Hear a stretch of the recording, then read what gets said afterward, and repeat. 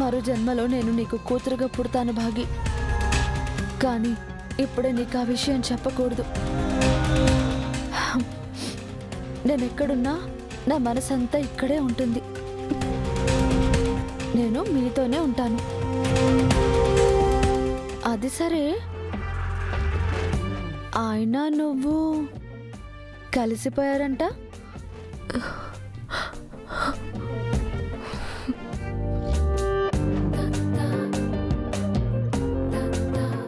అది అది అలా జరిగిపోయిందక్క.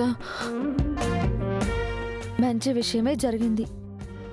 ఆయనకు నువ్వు సంపూర్ణంగా భార్యవి కావాలని నేనెప్పుడు కోరుకున్నాను. నేను నీ సొంత అక్కని కాదు అని తెలియకముందే నా పిల్లల్ని నీ సొంత పిల్లల్లా చూసుకున్నావు. నువ్వు నాతో గడిపే క్షణాలని నా పిల్లలతో గడిపావు. అందుకు నేనెప్పుడు నీకు రుణపడి ఉంటాను భాగి.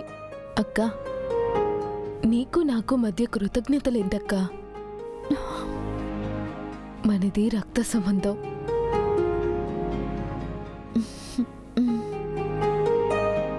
నా బంగారు చెల్లివి.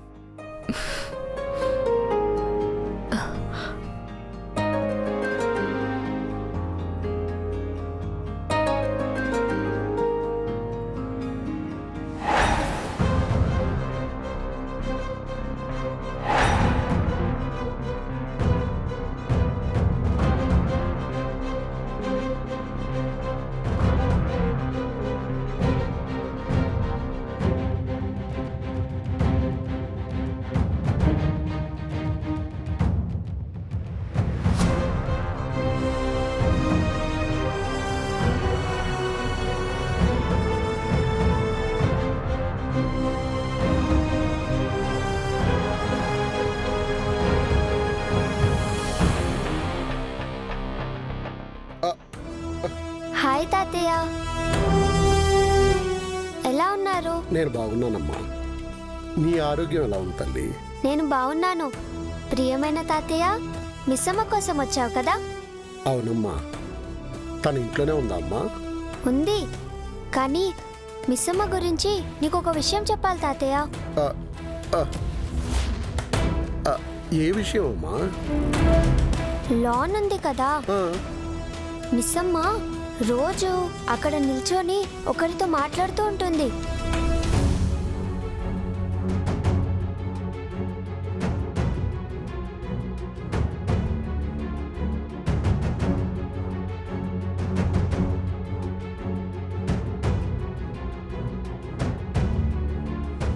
ఎవరితో అమ్మా? ఆత్మతో. ఆత్మ? అవును, మా అమ్మ ఆత్మతో.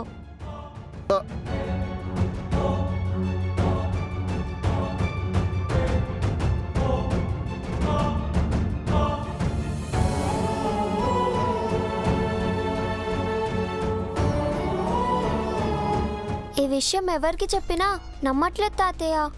డాడీ, అమ్ము, ఆనంద్, ఆకాష్లకు చెప్పాను. మనోహరి ఆంటీకి కూడా చెప్పాను. అందరూ నా మాట కొట్టి పారేస్తున్నారు. మిస్సమ్మ ఏమో తనలో తానే మాట్లాడుకుంటున్నానని అబద్ధం చెప్తుంది. మిస్సమ్మ మాట్లాడుతుంది ఖచ్చితంగా మా అమ్మతోనే తాతయ్య. కనీసం మీరైనా నమ్మండి తాతయ్య.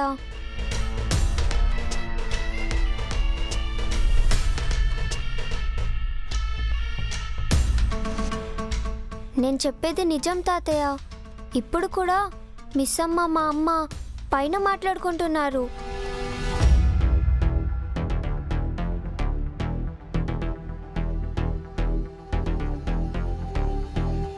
కావాలంటే మీరే వెళ్ళి చూడండి. భాగి పైనుందా అమ్మా? మా అమ్మ కూడా ఉంది. సరే అమ్మా, నేను వెళ్ళి మాట్లాడతాను.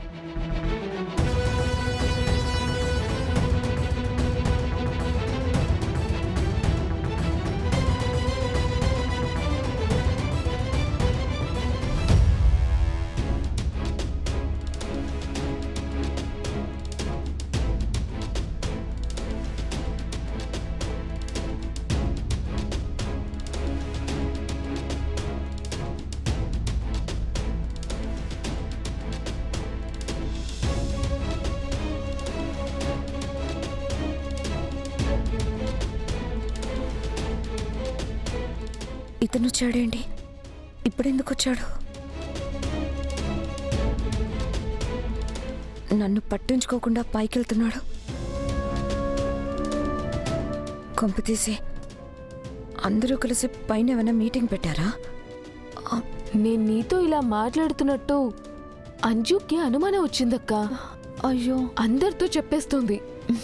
అయ్యో, అది అల్లరి పిల్లే కాదు, చాలా తెలివైన పిల్ల కూడా. అందుకే మనం మాట్లాడుకుంటున్నట్టు గెస్ట్ చేసేసింది. ఇంకా నయం నేను తొందరపడి నీ గురించి చెప్పలేదు, లేదంటే ఏం జరుగుండేదో అక్క. ఏం జరగదులే.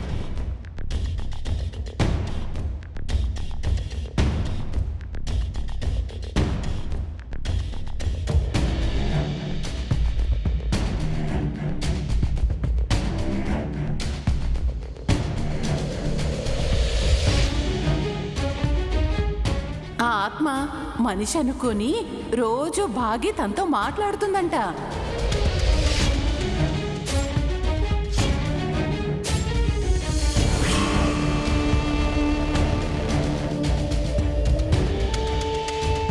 భాగి, అబ్బా, నాన్నొచ్చారు.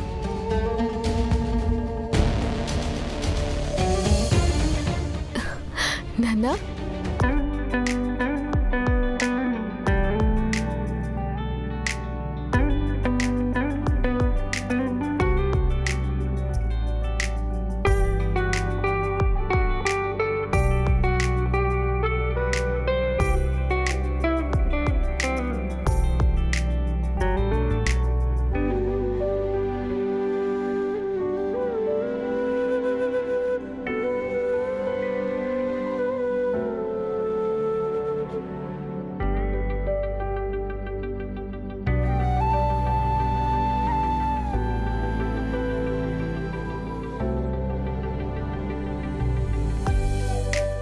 నాన్నకు చెప్పనా అక్క?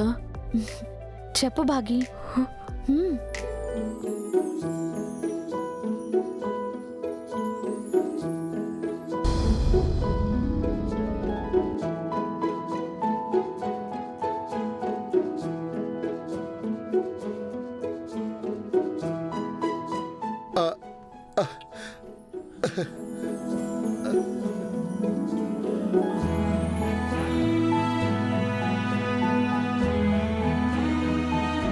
అమ్మా, ఆరు.